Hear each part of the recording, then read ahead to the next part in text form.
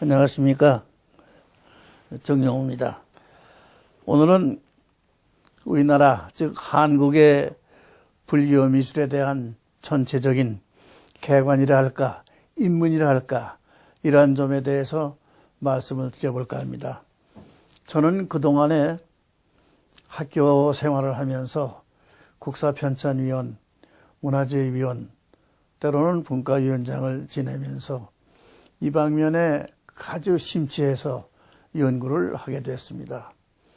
제가 학창시절에 부산에서 공부를 했습니다마는 그때 답사 때에 동해안을 나간 적이 있습니다. 경주에서 동해안을 나가게 되면 우선 가문사 절터를 찾게 됩니다. 그때 가문사 절터를 가보니까 동쪽에 3층 석탑, 서쪽에 3층 석탑이 호련히 서 있었습니다.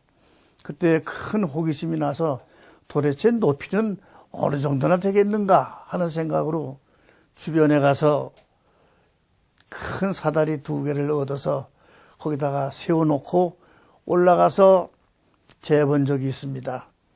우리나라에서 역시 제일 큰 탑이로구나 하는 생각을 갖게 되면서부터 그 후에 불교 미술에 대한 호기심과 또한 해를 거듭하면서 많은 흥미를 거듭하게 된 겁니다.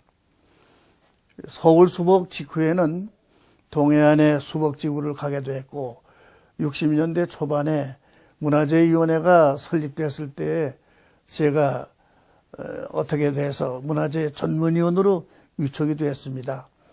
그래서 수복지구에 대한 조사를 하면서 제 눈에 띄는 것이 오늘날 강원도 양양군 강현면 둔전리에 있는 우리나라 선종의 시발이라고 일컬 수 있는 진전사 예터를 찾게 돼서 오늘의 면모를 갖추게 된 겁니다.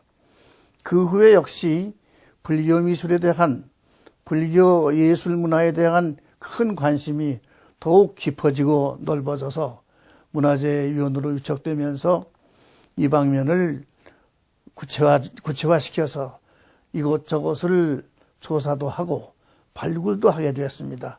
그 가운데에서 지금 기억에서 사라지지 않는 것은 1967년 5월 15일 날에 동해 바다 한가운데 있는 문무대왕의 해중능침을 찾아서 현장에 들어갔던 일입니다.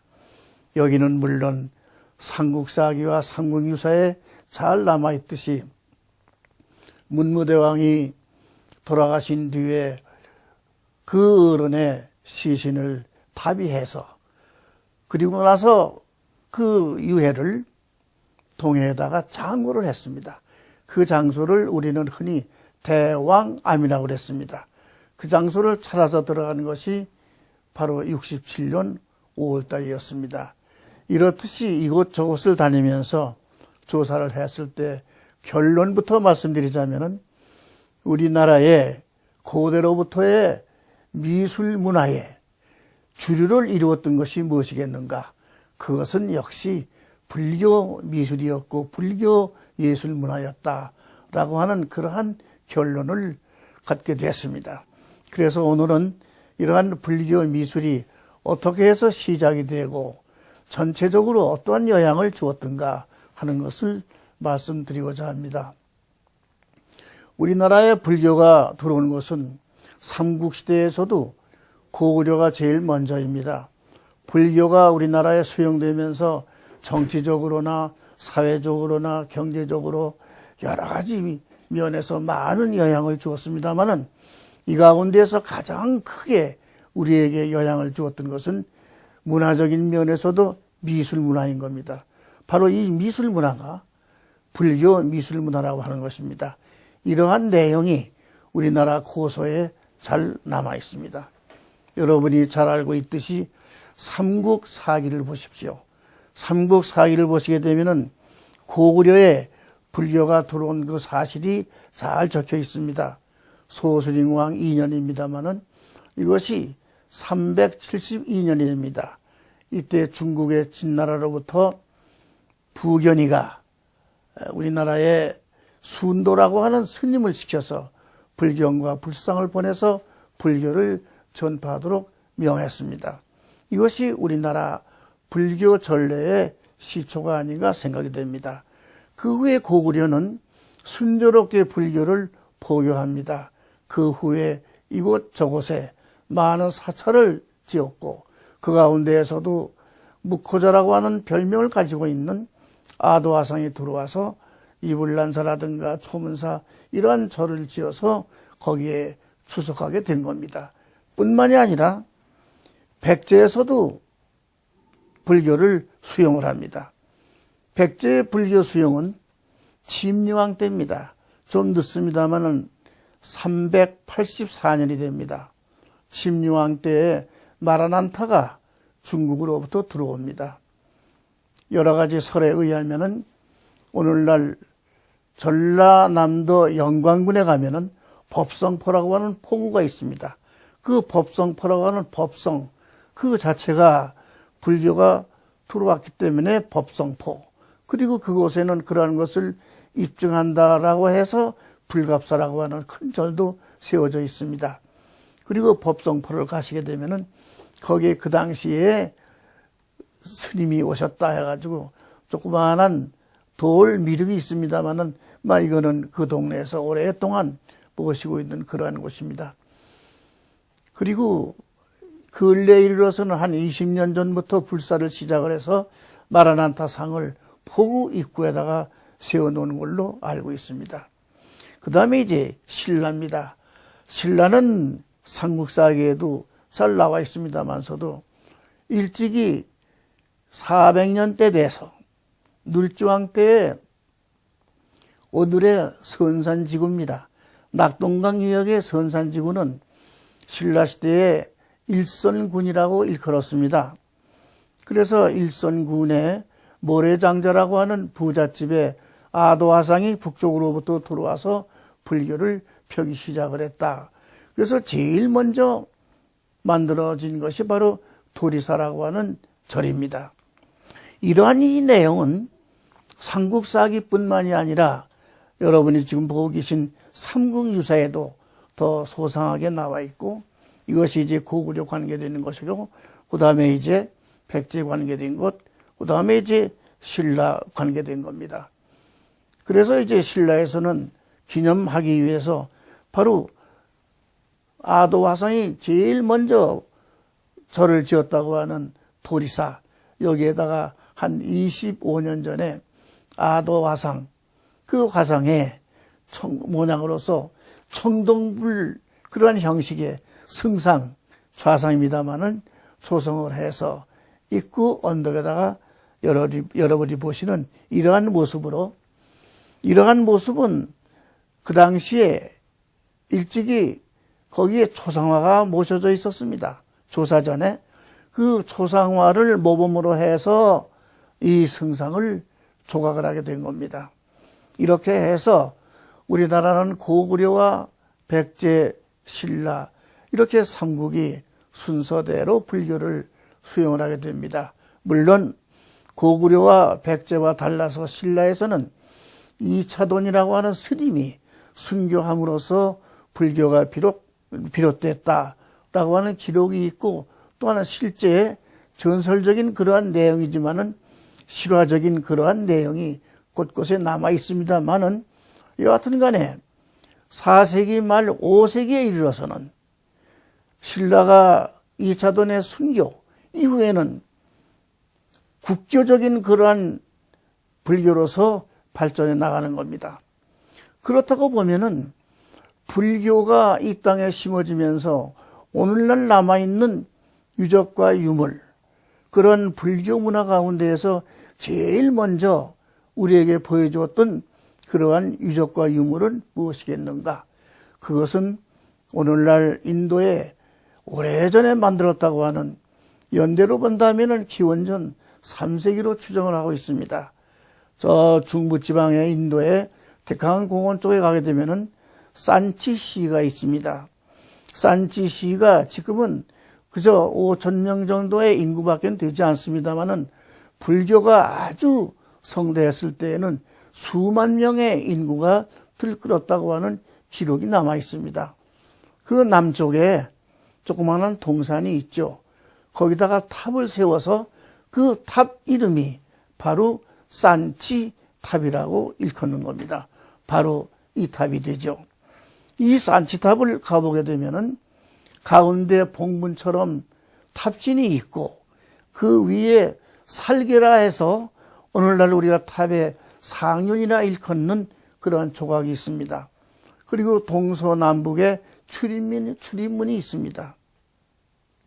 그런데 이 출입문이라든가 여러 곳에 조각이 많습니다만은 이 곳의 조각은 풀 또는 동물, 나무 이러한 것 등의 조각이지 인물 조각은 하나밖에 없습니다.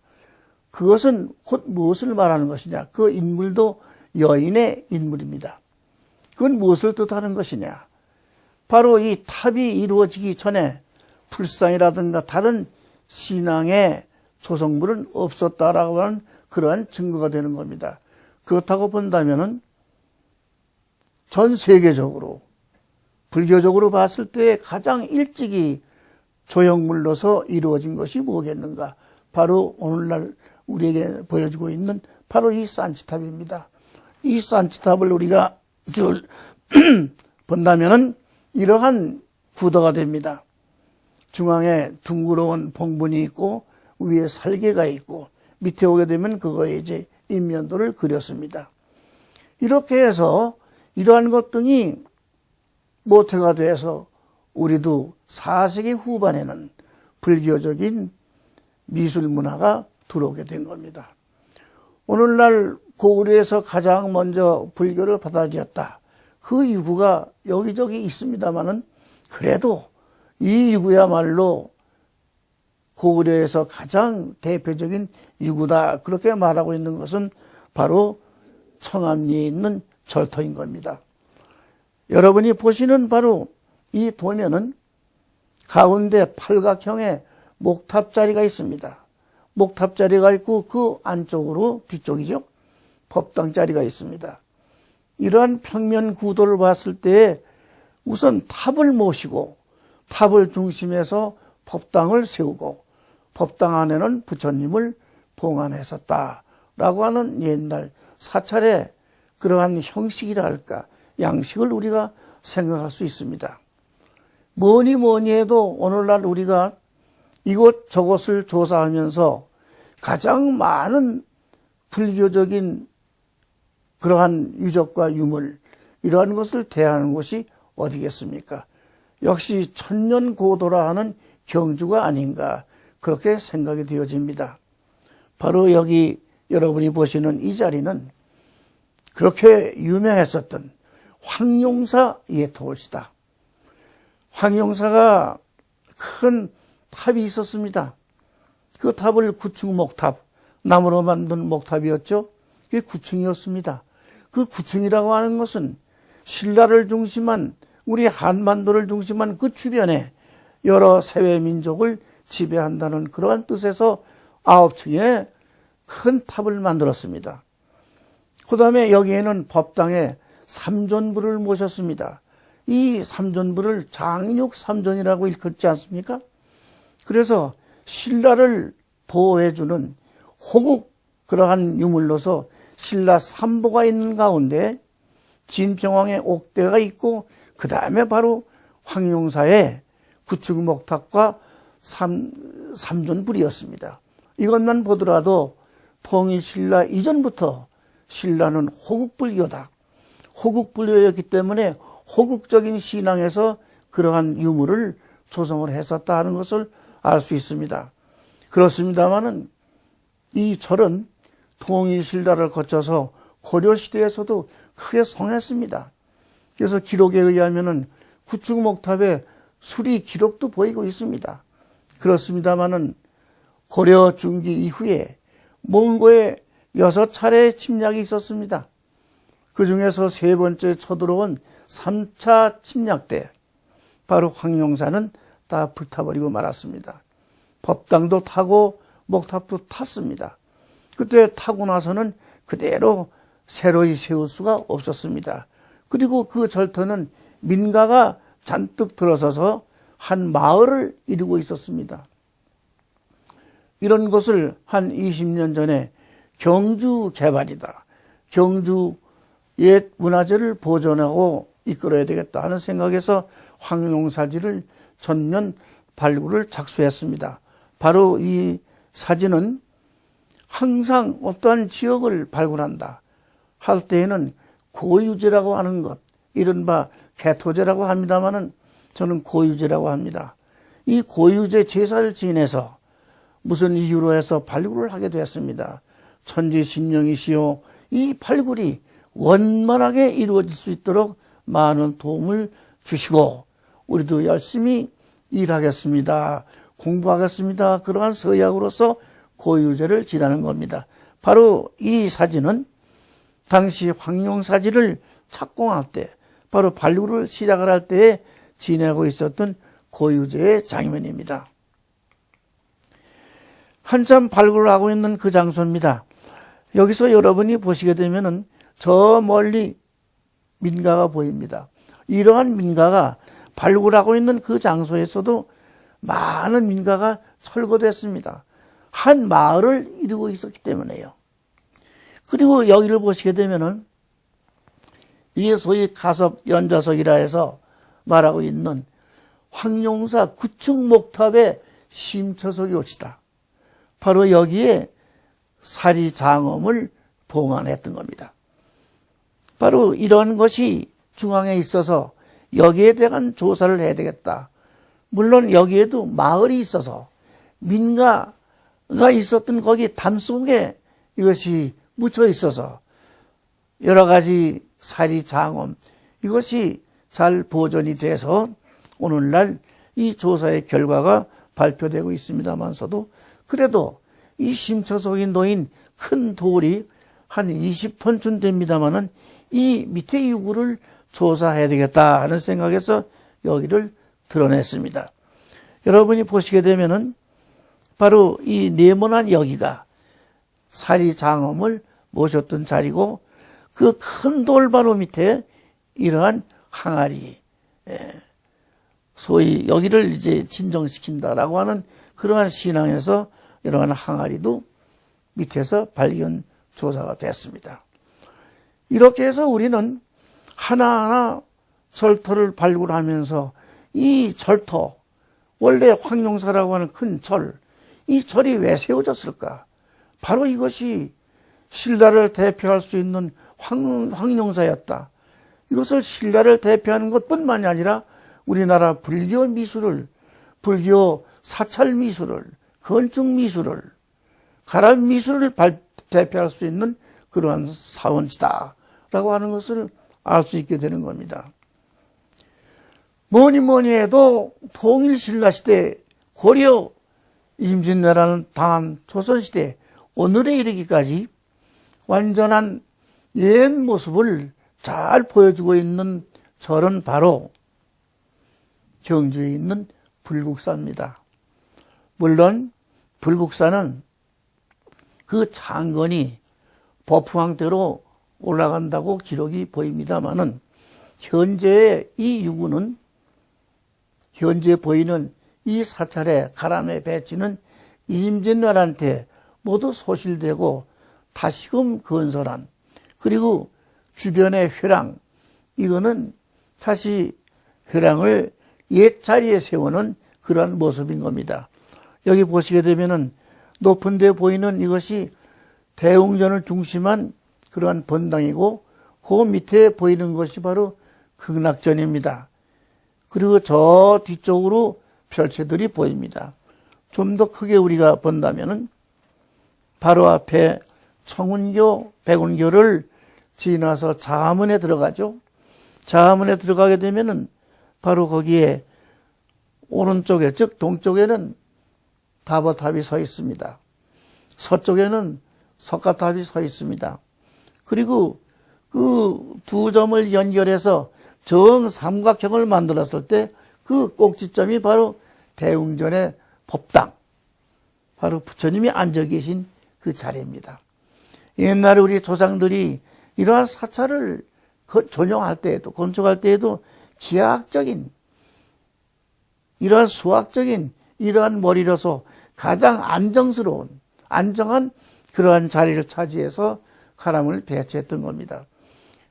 그리고 그 뒤에 바로 무설전, 여기서 법회도 열고 참선도 했었던 무설전이 있습니다. 그 밑에 이제 한 단 내려와서 여기가 극락전입니다.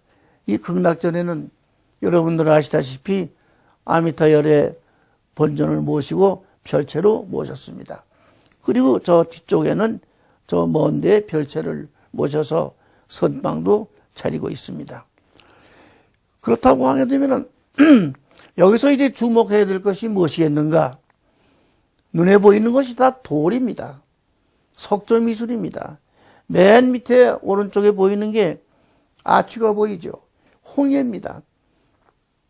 이게 8세기 중엽 750년대의 홍해입니다. 돌로 만들었습니다.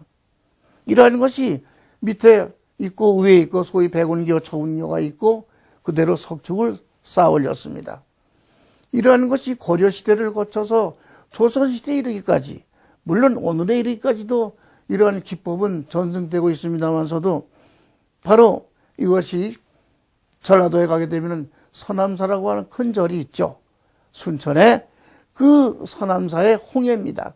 이러한 아치가 조선시대까지도 면면이 불교 미술의 한 맥을 이어서 오늘에까지 전해지고 있다 하는 것을 여러분이 아셔야 됩니다. 그렇다고 보면은 역시 불교 미술이, 불교 문화가 쭉 오늘에까지 전달이 됐다 하면은 한 부분만이 아닙니다. 오늘 여러분에게 말씀드리려고 하는 것이 우리나라 옛 문화, 옛 미술 문화의 주류가 뭐냐? 이것이 불교다. 각 방면에 있어서 건축에서도 그렇고 공예에서도 그렇고 회화라든가 모든 면에서 불교적인 그러한 미술 문화다 하는 것을 말씀드리고 있습니다만은 이 건물을 보십시오.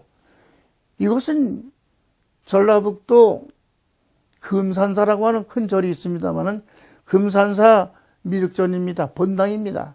이 3층 건물입니다. 이 웅장함은 이루 말할 수 없습니다. 이게 다 나무입니다. 이것뿐만입니까?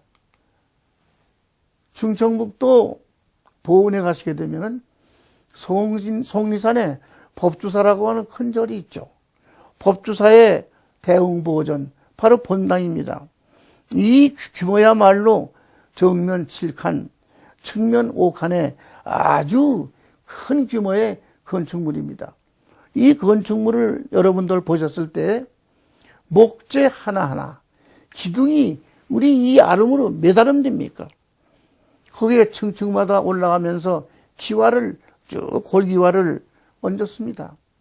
기와 하나하나에 막세기와의 모든 많은 문양을 조각을 했습니다. 이런 걸 봤을 때 건축 미술을, 불교가 전래되고 불교가 이 땅에 심어지면서 건축 미술의 큰 주류를 우리에게 심어줬구나. 바로 이 건물은 또한 2층 건물입니다. 어디에 있는 겁니까? 공주 마곡사에 있는 2층 대웅보전입니다. 마찬가지입니다. 그리고 여기에 보시게 되면은 양쪽에 조그마한 가느다란 기둥이 서 있죠. 이거를 할주라고 일컫습니다.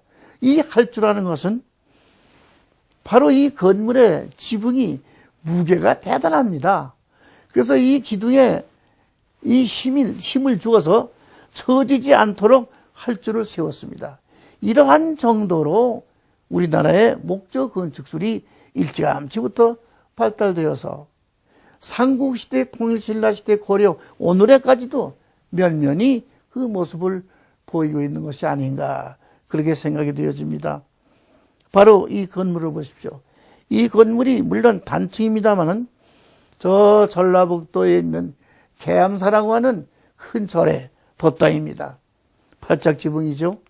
네, 이 건물이 바로 동화사 올라가다 보면 오른쪽에 있는 북지장사. 여기의 특성은 밑에 올라가는 계단이라든가 거기에 놓여 있는 초석들, 그런 돌 기둥, 나무 기둥을 세우는 돌 초석이죠. 이게 다 통일신라시대 겁니다. 이러한 신라시대에 지장전이 있었습니다. 대웅전이 있었습니다. 지장전이라는 것은 이 본전으로서 지장보살을 모시고 있었습니다, 원래.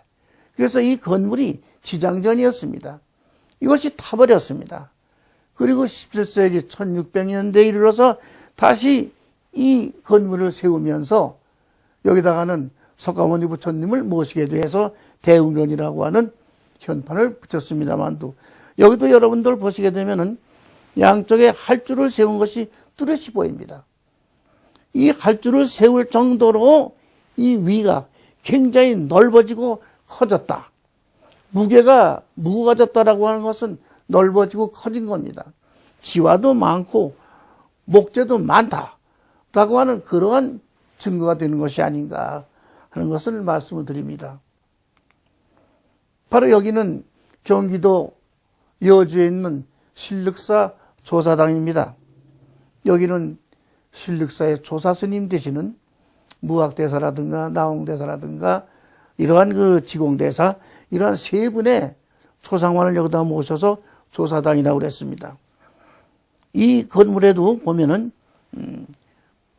목재가 많습니다. 기와도 많이 올렸습니다.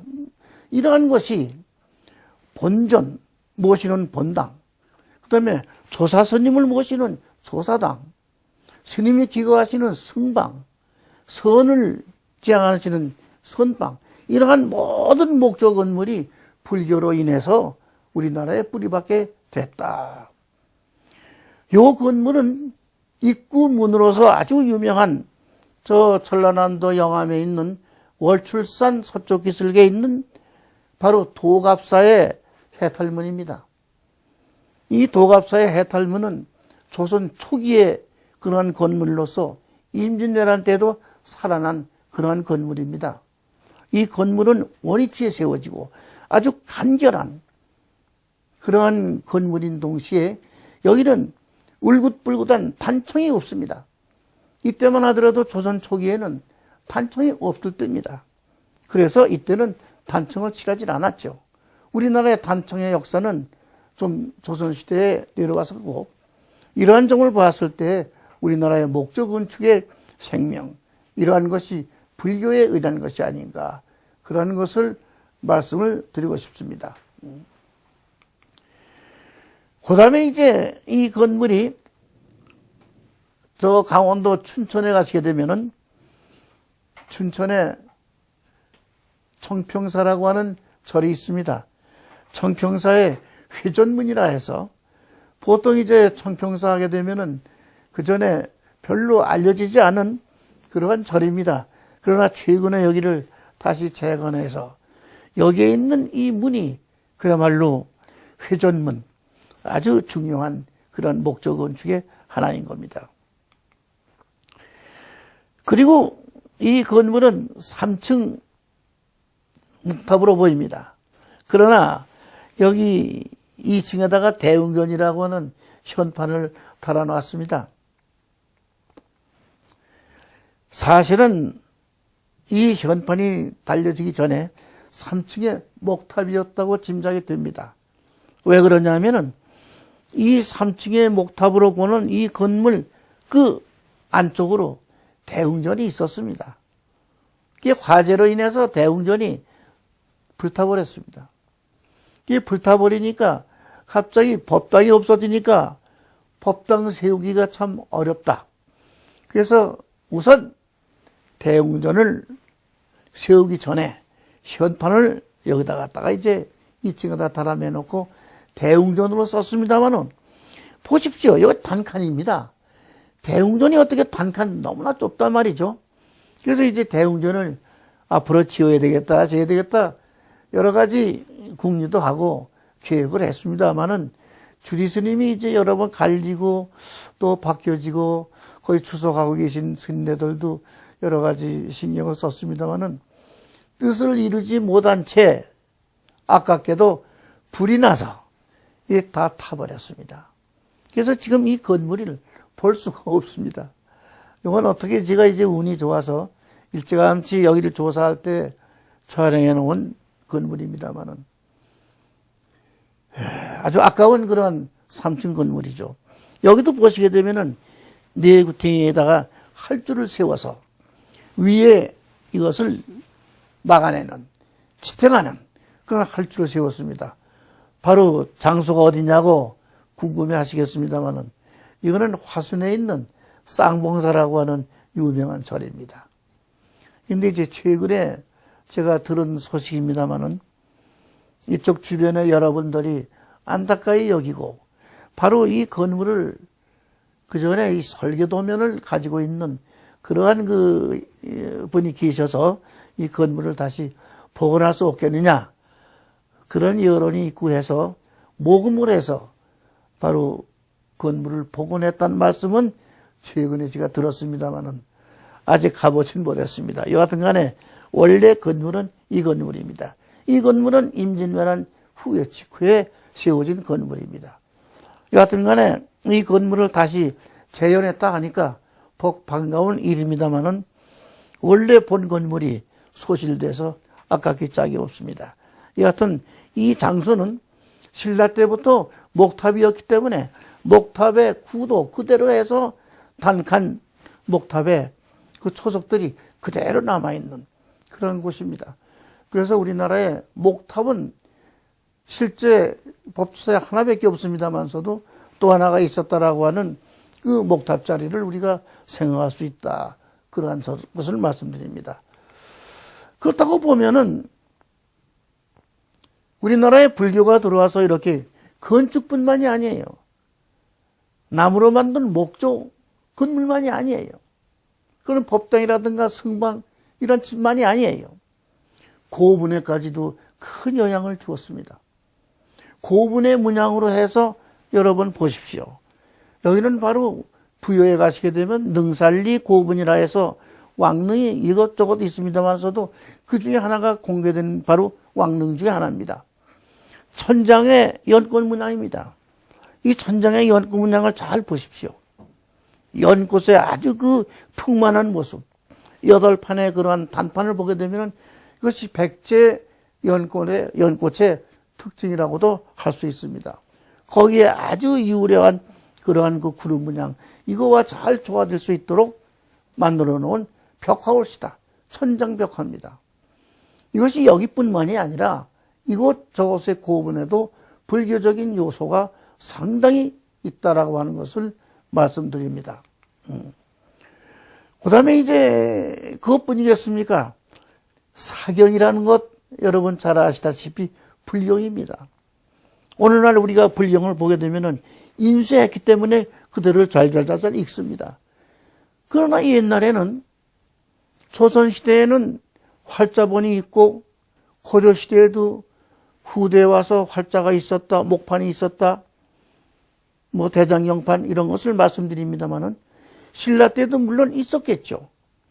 그러나 그때는 대부분이 글씨를 쓰는, 먹을 갈아서 붓으로서 글씨를 쓰는 사경이 크게 유행을 봤습니다.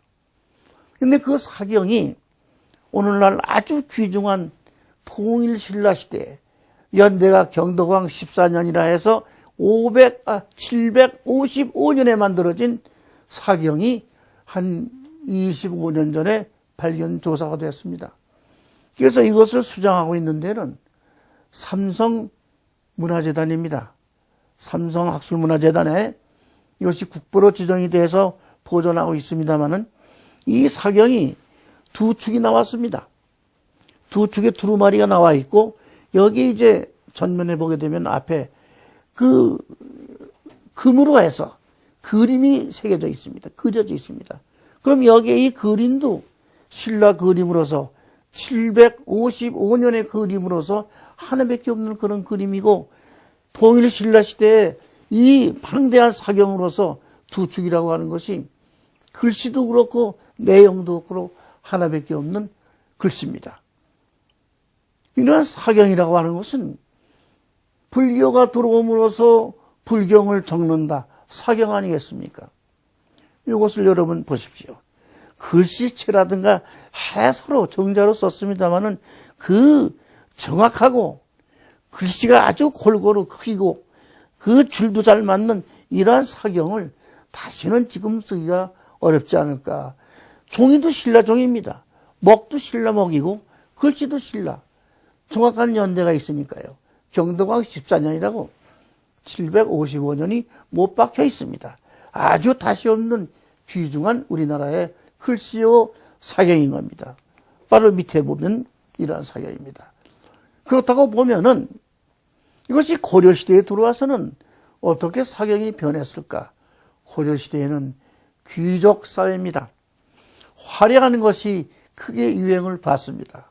그래서 이때 사경을 우리는 흔히 말하기를 금자 사경이 크게 유행을 했다. 그건 무슨 말이냐면은 그러한 이 붉은색, 이제 보라색이 나는 그러한 데에 금으로서 글씨를 쓰고 이 사경에 대한 변상도를 그립니다. 그러니까 이 금자 사경, 물론 금자 사경뿐만이 아닙니다.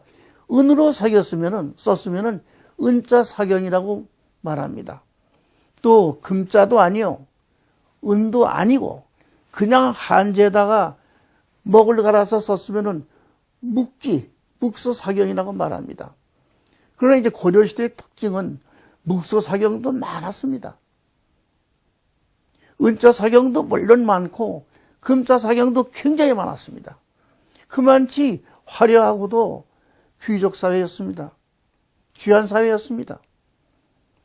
여러분, 오늘날에도 어느 스님이, 어느 작가가 금을 갈아서 그거를 먹처럼 붓에 묻혀가지고 글씨를 쓰고 있는 금자 사경, 또 금으로 그림을 그려내는 그러한 것이 여기저기서 눈에 띄고 있습니다만, 그분에게 제가 여쭤봅니다.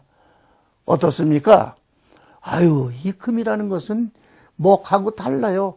어떻게 걸쭉하고 힘이 드는지 2배, 3배의 큰 힘이 듭니다. 이 금자 사경하게 되면 금이라고 하는 것이 얼마나 비쌉니까? 은이라고 하는 것도 먹보다는 비쌉니다. 이러한 것이 고려시대에 크게 유행을 했습니다. 그래서 웬만한 절에서는 금자 사경을 많이 만들었습니다. 그런데도 오늘날 우리나라에 고려시대에 금자 사경이 있다, 은자 사경이 있다라고 하면은 무조건 귀중한 유물이기 때문에 내용을 검토해서 진품이라면은 모두 다 국보 보물로 지정 보존하고 있는 것이 오늘날 우리나라 문화의 정책이 옳시다. 그런데 그렇게 지정 보존하고 있는 것이 전국적으로 몇 점이 안 됩니다. 지금 여러분에게 상당히 많은 수의 금자 사경과 은자 사경을 만들었더라고 말씀을 드렸습니다만은 왜 금자 사경과 은자 사경이 그렇게 많지 않을까요? 이것은 모 대학의 어느 교수가 학위 논문으로도 썼습니다. 그래서 한 20년 전에 학위를 받은 문학박사 학위를 받았습니다만은 그 내용을 보면서 심사하면서 크게 놀랐습니다. 저는 왜 놀랐느냐? 조선시대에 이르러서는 조선 초기까지도 때에 따라서 어느 스님이 금자사경, 은자사경이 있다고 그래요. 근데 어느 한 고을의 현갑이 또는 군수가 그 자기 고을에 있는 스님네들에게 모두 다 통지를 합니다. 그게 이제 현령이 그 고을의 수령이 명령을 하니까 다 모인다는 거죠. 이게 모여가지고 인사를 합니다. 그런데 귀사찰에 금자사경이 또는 은자사경이 귀중한 것이 있다니 내가 한번 그 귀한 것을 보고서 공부 좀 해야 되겠다. 그러니까 그 사찰에서는 아주 참 좋아해서 이만치 보따리에 금자사경, 은자사경을 싸다가 논단 말이죠. 그리고 한 달이고 두 달이고 내용은 다 봤습니다 하고 이 반환해 줍니다. 이 반환해 온 걸 가지고 보따리를 끌러보니까 이런 법이 있겠습니까? 금자 사경에 금을 칼로 다 띄었습니다. 그래도 금이 그게 몇 냥 되겠습니까? 그 많았던 금자 사경이 그렇게 해서 다 없어졌습니다. 이건 실화입니다. 기록에도 남아 있습니다. 아까 여러분에게도 말씀드렸듯이 어느 대학에 학위 논문을 써서 박사학위를, 문학 박사학위를 받은 사람이 저는 심사를 했을 때 너무나 놀랐습니다. 은자사경 마찬가지예요. 거기서 살아남은 금자사경이 오늘날 몇 점이 안 됩니다. 그렇기 때문에 이 말씀을 왜 드리냐면은 조선시대라고 하는 것이 배불 숭유 정책이기 때문에, 배불 정책이기 때문에 사경이라는 것이 필요 없다 이거예요. 그러니까 금자사경 같은 거 다 금을 띄어서 사리사욕을 체해도 죄가 되지 않는 거예요. 슈링이 그랬다 하더라도. 그러한 정책 하에서 우리의 귀중한 금자사경, 은자사경이 수없이 사라져 갔었다. 그것이 조선시대의 유교사회였다라고 하는 것을 여러분에게 배불 숭유 정책의 하나였다라고 하는 것을 말씀을 드리기 위해서 이 말씀을 드립니다. 이것은 제가 경험을 했기 때문에 실화로서 말씀을 드리는 겁니다. 이러한 이제 금자사경이 대단히 이제 유명하고, 그러다가 이제 우리나라에는 나무로서 대장경을 만들었죠. 그 가운데서 가장 유명한 것이 우리나라의 해인사 8만 대장경. 이 해인사의 8만 대장경은 사실은 이 해인사에 있기 때문에 해인사 대장경입니다. 이것도 뭐 한 600년 오랜 동안 있기 때문에 해인사 대장경이죠. 원래 우리나라에서는 대장경이 세 차례 크게 만들어졌죠. 첫째는 북쪽에서 거란이 막 쳐내려왔습니다. 고려는 불교국입니다. 왕건 태조가 후녀 10개 가운데에서 자기 자손에게, 후손에게 남기는 10가지 가르침 가운데에서 불교를 호국하라, 스님의 말을 따라서 산수비계에 의해서 절을 짓고 절을 어떻게 하라, 그러한 유언 명령을 내렸어요. 그렇게 호국불교입니다. 그래서 그런 적이 쳐들어왔을 때 8대 현종이 지금의 전라남도 나주로 몽진을 갔죠. 거기 피난을 갔죠. 피난을 가서 그란의 침략을 막아내야 되겠다 해서 무상대원을 발해서 대장경을 조판을 했습니다. 그렇게 해서 그 힘으로서 그란을 퇴치했다. 그것이 첫째 초조대장경이라고 하는 겁니다. 오늘날 우리가 초조대장경을 다 가지고 있질 못합니다. 그저 낫곤으로 있는 것이 있습니다만 그건 다 우리나라의 국보보물로 지정 보존하고 있습니다. 그 다음에 이제 그러한 초조대장경이 있는가 하면은 대각국사 의천 스님이 중국 송나라에 유학을 하고 돌아오셔가지고서는 대장경을 다시 조판을 했습니다. 그것을 이른바 속장경이라고 말하고 있습니다. 그래서 첫 번째는 초조대장경이 있고 속장경이 있습니다. 그래서 그 대장경을 저 대구에 가시게 되면은 대구 북쪽에 팔공산이라고 하는 산이 있습니다. 팔공산 남쪽 기슭에 부인사라고 하는 절이 있습니다. 부인사에 금당함을 짓고 거기에다가 대장경을 잘 보관하고 있었습니다. 그러니까 초조대장경, 두 번째 속장경, 그렇죠. 그리고 있다가 바로 고종 때에 몽고족이 쳐들어왔습니다. 그 몽고족이 쳐들어와서 1차, 2차 쳐들어왔는데 고려가 항복하질 않아요. 그리고 어디로 가느냐? 강화도로 그냥 도읍으로 옮겼단 말이죠. 그러니까 몽고족들이 와가지고서는 강화도 건너가지 못하니까 그 사이를 뭐 해군력이 없으니까 이놈아 저놈아 그러다가 안 되겠다. 3차 때에는 거의 생각도 않고, 고려가 이렇게 저항을 크게 하고 있는 이유는 불교적인 그러한 보물, 불력이 있기 때문에 그렇단 말이야. 그 불력이 있는 것이 곧 뭐냐? 경주에 있는 황룡사다. 목탑을 태워라. 불상을 태워라. 없애라. 또 하나는 저 부인사 가게 되면 대장경이 있다. 그거 다 불태워라. 그래서 팔공산에 가서 부인사에다가 불사질러 버려가지고 다 태워버렸습니다. 없어져 버려요. 어떻게 했습니까? 그때 고려에서는 그러면은 외국의 침입을 막아내는 대장경의 힘이 분력이 없어졌다. 다시 만들어야 되지 않겠는가. 다시 무상대원을 발해서 만든 것이 3차, 세 번째 만든 게 바로 81,258매입니다. 그게 강화도에서 만든 거예요. 이게 강화도에 가시게 되면은 선원사라고 하는 지금 조그마한 절이 있습니다만은 그 선원사가 원래 컸습니다. 동국대학교 박물관에서 발굴을 하고 내용을 다 발표했습니다만서도 그때 현장에 제가 가보니까 아주 넓은 절터예요. 거기서 16년간 걸쳐서 81,258m라는 대장경을 만든 거예요. 이게 선원사에다가 잘 보존하고 있었습니다. 그래가지고 이제 고려는 망했고 멸망했고 이시왕조가 건국됐죠. 태조 이성계는 여러 가지 생각을 했습니다. 또 생각이 있는 사람이었어요.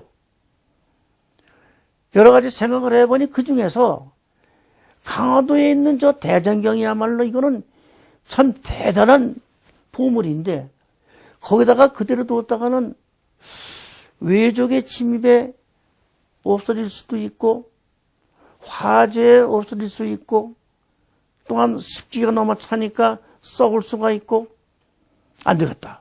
저 대장경판을 영원히 보존할 수 있는 장소로 옮기는 것이 어떻겠느냐 해서 어명을 내립니다.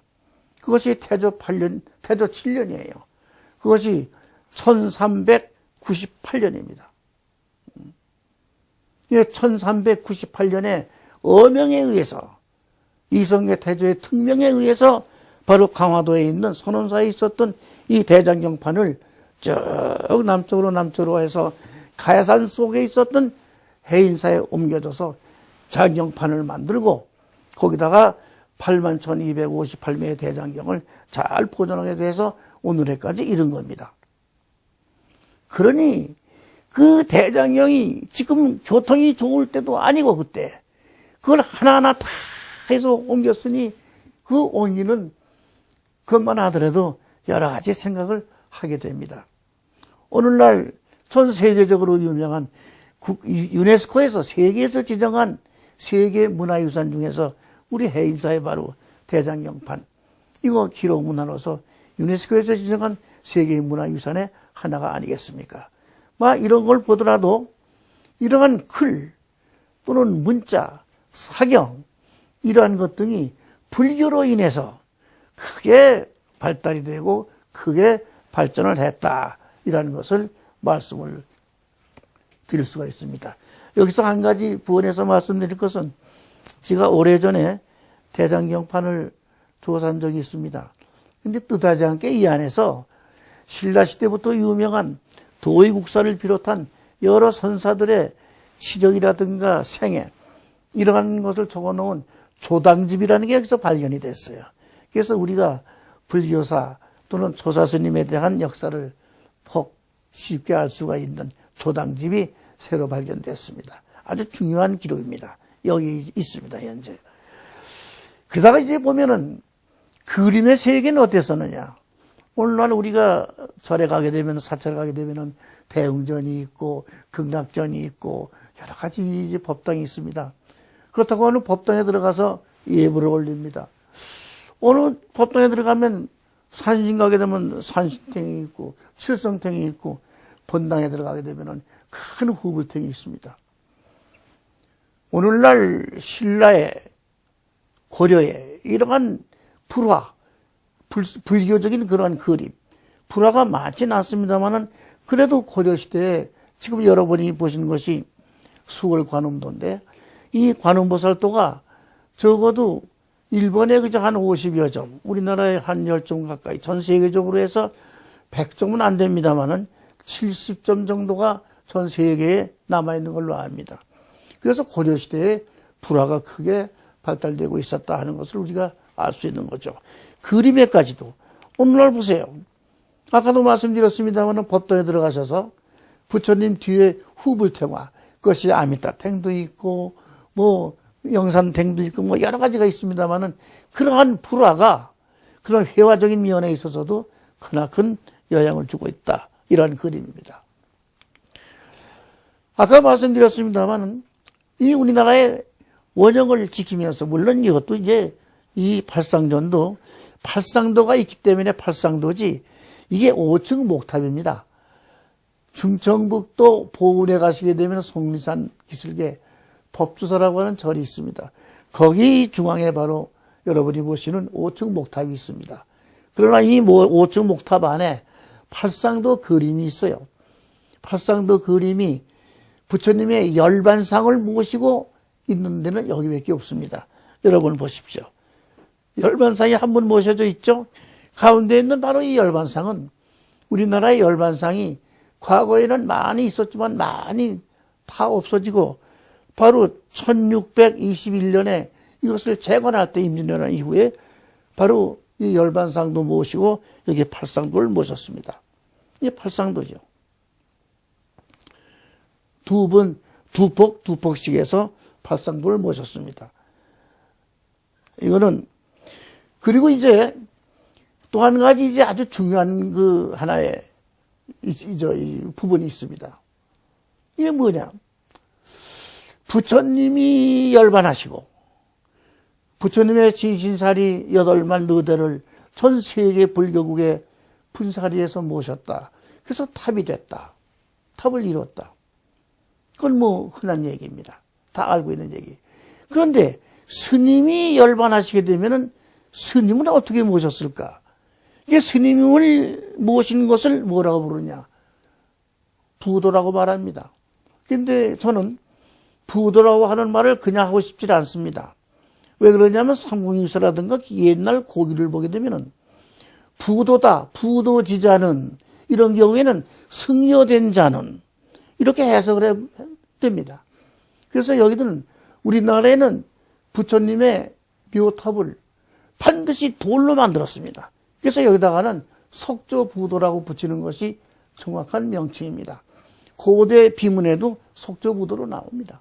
그래서 저는 석조부도라고 말씀드렸는데 과연 절을 창건할 때 부처님의 진신사리를 모시는 풀탑, 그 탑은 하나 아니면 둘입니다.